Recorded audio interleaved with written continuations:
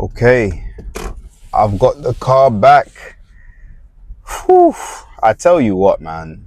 Um, that was an experience, man. Jeez.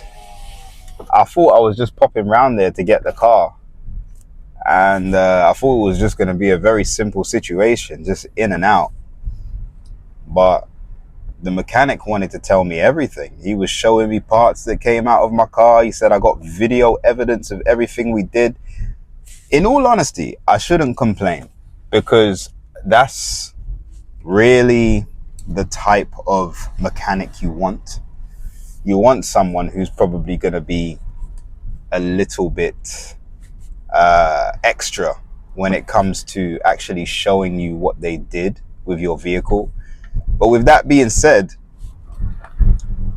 I mean, he clearly had a few drinks. It's a nice warm day, and he definitely was a little bit tipsy. So I was like, bro, listen, man, I trust you, man. Like, and I use the word trust loosely, but I'm like, listen, you know the job. If you tell me you've done this stuff, then like, even you can show me any parts, really. That's the other thing that was funny. Like, he was showing me brake discs and all sorts of stuff, and I'm like, well, you could show me anything. That's the thing. You can show me anything, and you could genuinely tell me anything, and chances are I'm gonna believe you, man, because I just want my car back. But in the end, it was a pretty penny, man. £430 is what it cost me to get this fixed. He had a lot of work that was done there, but there's no squeak, and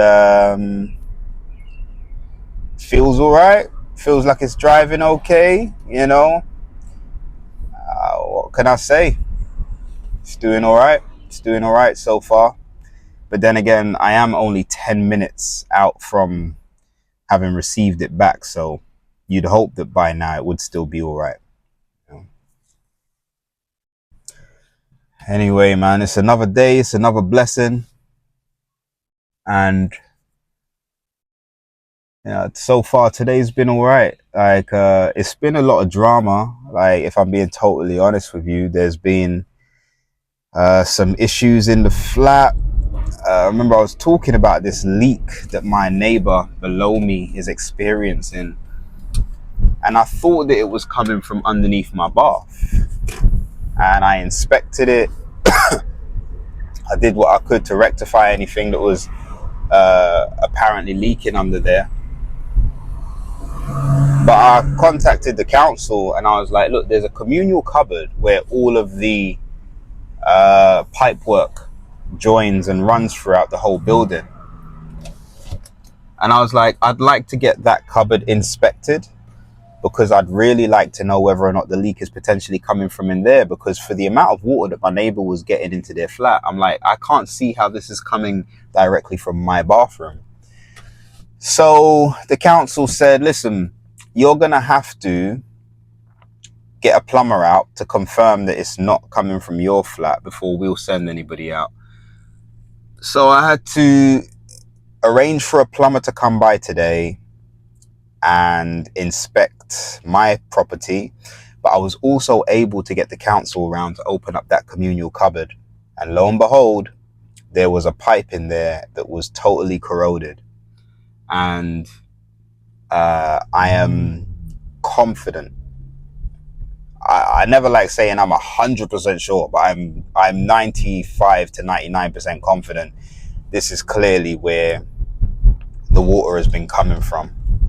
So I feel like we've got to the bottom of things. I feel like we've got to the bottom of exactly where the leak has sprung from, exactly where all of this water is coming from. And as frustrating as it is, I feel like we have got the source, but the work that is going to be required in order for this to be fixed is quite considerable. And it's going to involve everyone in the block not being able to shower or use their toilets for the duration of the work. So I don't think people are gonna be happy with me, but it wasn't my fault, you know. I've learned so much over the last couple of months when it comes to anything to do with um, plumbing, and one of the things I've learned is that copper pipes are rubbish.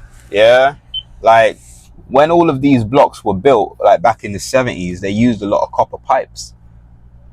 But it's come to people's attention that copper pipes are the worst pipes to use, and they should have used plastic pipes. Because what happens with copper pipes is that they corrode, and also when you use any of those drain cleaners and those acids, they make the pipes corrode even quicker. So copper pipes should have never been used in these blocks, and subsequently it's caused a bunch of issues, you know. So anyway, turns out that it's a copper pipe that I had, and it corroded, and now water, and not nice fresh water. I'm talking wastewater, like the worst type of water, is coming through these pipes at the moment. So look, it's not great, but I feel like I'm edging closer to a solution. It feels like when one thing gets solved, another problem crops up. And I guess there's something in that in terms of like a lesson for life. It's kind of like, I remember someone saying to me, when you are moving away from one problem, you're approaching another one. And that really is true. Because throughout life, it's just hurdles that come your way, and you have to figure out how to deal with them. There's going to be patches when it feels like everything's running smoothly. But what's interesting is that during those moments when it feels like everything's running smoothly, you don't really acknowledge it. You don't really spend a bit of time basking in it and going, oh wow, like everything's just working out in this moment. And I feel so light and so free. It's very rare that we actually live and acknowledge and embrace those moments. But when things are going south and nothing seems to be going right, and every moment is just stressful, and you're getting bills from every area that you can think of, and as soon as you solve one thing, another thing crops up, like what's been happening with me. It's like when you're going through situations like that, look, you just get to a stage where you think to yourself, man, life is hard, you know. But even with all the drama and the stress that's kind of gone my way today, I had a beautiful catch up with my mum, which was really nice. And you know, she just came back from Kenya. Bro, what was that? Oh, I think it was a leaf, but it could have been a bee. If that was a bee, that was a big bee. But yeah, my mum just came back from Kenya recently, and I'm just happy she was able to go and come back safely. You know, her time there was a little bit up and down, but I'm glad that she was able to go and come back safe. So we had a really lovely catch up. Um, this is such an interesting phase of life because it feels like that phase of life where I am getting older, and I'm really aware of the fact that I am a mature individual. You know what I mean? Like I'm a man, I'm a big man thing, yeah, uncle thing. But it's like I'm aware of the fact of my age, but then you really do become aware of your parents' age.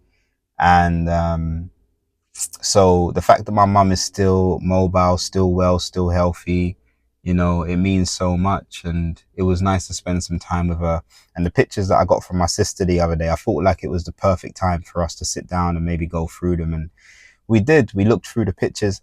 And there's one particular picture of me and my dad, and it's almost like he's telling me off.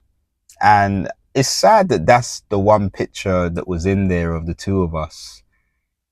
But that picture really represents a lot of the relationship I feel like I had with my dad over the years. Like, it wasn't like a closeness. It was more it was more a feeling of like whenever I was in his presence, I always felt like I was that little boy all over again, and not necessarily in a good way. Like there were times um, when I'd leave seeing him, and I'd think to myself, Roman, you are an adult. Like, remember, you're an adult. You know what I mean? And I'd have to remind myself sometimes because in his presence, I would feel like that little boy again, like I'm being sunned, and I guess that's the perfect term since I was his son. Um, so yeah, me and my mum sat down and we went through those pictures together, which was nice. And yeah, just spent some time. She fell asleep on my sofa, caught her having a nap. Because I was dealing with plumbers and engineers and all of that stuff in between catching up with her. So it was really nice though. And yeah, man, now she's gone. I've got the car, and this evening I'm gonna be doing a gig in for Nice and Spiky, which is at Soho House. There's not going to be much footage of that because they don't let you record in Soho House. Probably because all of the members, they have the members and the members are quite, well, maybe posh, maybe upper class, maybe not wanting to be seen on camera. So, no filming at Soho House gigs. But it's another gig, and that's another thing I felt like I had to be really thankful for. It's like, yes, I've got these expenses, I've had to pay for the mechanic, I've had to pay for a plumber to come out again today. I'm having to fork out money in this moment. But also I have work, I have work, I have opportunities for work. And they're not just opportunities for work, but they're opportunity for work that I like doing. And I really, really feel as though that is such a special thing. And in many ways, I'm lucky. Like that is lucky. That's a lucky feeling. Um, and I don't know how long that's gonna last. Like it could be a trajectory where it just keeps getting better and better and better and better, and I get more and more and more work, and I get paid more and more and more for it. Or it could be a case where it's riding high at the moment because it's summer and then it's gonna die. Like, but I was talking with my friend Richard, and I said I'm trying to take more time to just be in the moment, because the moment is like it's everything. It's all we really have. And if I spend time in the future, it's gonna impact what I do right now. Right? Like I was saying to him, if I was to focus strictly on the future, then I would just go and get a job right now. I would. Because I'd be thinking to myself, I need to start, like I've always saved, but I need to save. I need to focus more on saving. I need to focus more on investing. I need to be more mindful of the fact that like of retirement. I need to plan for that. I need to be in a position where I can X, Y, Z. If I was going to think strictly about the future, then that's exactly what I'd do now. I'd be searching for jobs. I'd be looking for another job, tie myself up with a Monday to Friday job, with some future prospects, and try and get right back into that. But if I were to do that, then I'd never actually discover who I might be, like who I might be without that. I'll never discover that person. I'll never know exactly what version of myself is out there. The version of myself that can create and be like that can create and dream things up and fend for themselves and inspire and motivate. And I might never discover that guy, because that guy will be locked in an office or logging in to work somewhere, and I'm never going to discover him. Even what I'm doing right now, like me just talking to this camera, that at some point someone out there might be watching and might be following my journey and might be inspired by my journey. I would never have done any of this if I was still in a job. I wouldn't have, because I didn't know this person. I didn't know this version of me right now. And I want to keep meeting those versions of me. I want to know what next year version of me looks like if I stay on this path. I want to know what 5 years time version of me looks like if I stay on this path. And the only way to discover that is to stay on the path. Anyway, depending on what you believe, you might get more than one life. You might come back again and be reincarnated. But all I know is this life. I want to live a life that makes me happy. And I want to live a life where I like myself, where I like the version of myself that I see every day. And the last few weeks, I feel like I've been a happier person, you know? My girl said that she can see it in me, and because I used to be very pessimistic and cynical, and I'd say very pessimistic and cynical things which would make her laugh. She said they'd make her laugh whenever I said that sort of stuff, but then she'd realize I was actually being serious. And even the way I've spoken about myself over the last couple of weeks, like I've spoken about myself with more positivity, with more optimism. I don't know if you can put a price on that. I don't know. I don't know if you can.